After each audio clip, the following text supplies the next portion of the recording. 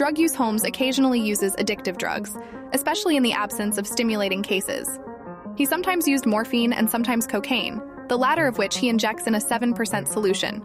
Both drugs were legal in 19th century England. As a physician, Watson strongly disapproves of his friend's cocaine habit, describing it as the detective's only vice, and concerned about its effect on Holmes's mental health and intellect.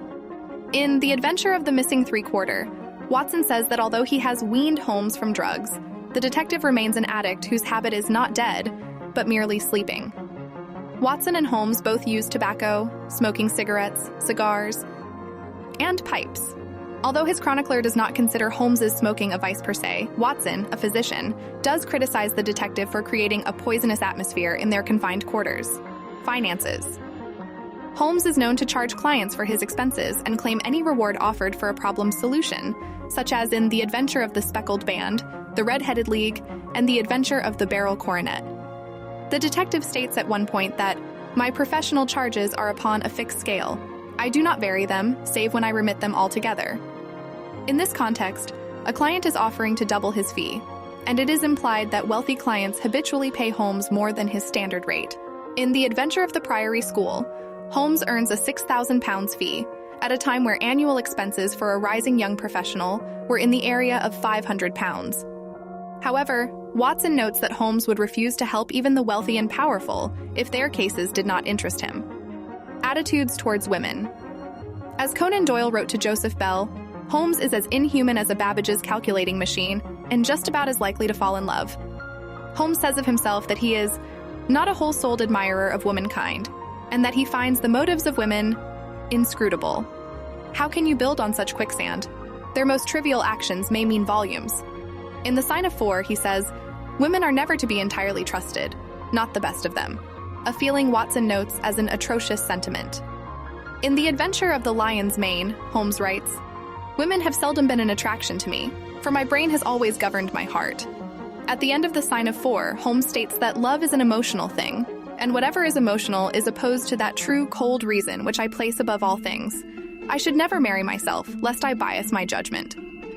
Ultimately, Holmes claims outright that I have never loved. But while Watson says that the detective has an aversion to women, he also notes Holmes as having a peculiarly ingratiating way with them. Watson notes that their housekeeper, Mrs. Hudson, is fond of Holmes because of his remarkable gentleness and courtesy in his dealings with women. He disliked and distrusted the sex, but he was always a chivalrous opponent. However, in The Adventure of Charles Augustus Milverton, the detective becomes engaged under false pretenses in order to obtain information about a case, abandoning the woman once he has the information he requires. Irene Adler. Irene Adler is a retired American opera singer and actress who appears in A Scandal in Bohemia.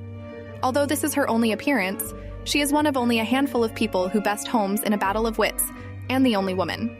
For this reason, Adler is the frequent subject of pastiche writing. The beginning of the story describes the high regard in which Holmes holds her. To Sherlock Holmes, she is always the woman. I have seldom heard him mention her under any other name. In his eyes, she eclipses and predominates the whole of her sex. It was not that he felt any emotion akin to love for Irene Adler. And yet there was but one woman to him, and that woman was the late Irene Adler, of dubious and questionable memory. 5 years before the story's events, Adler had a brief liaison with Crown Prince of Bohemia Wilhelm von Ormstein. As the story opens, the prince is engaged to another.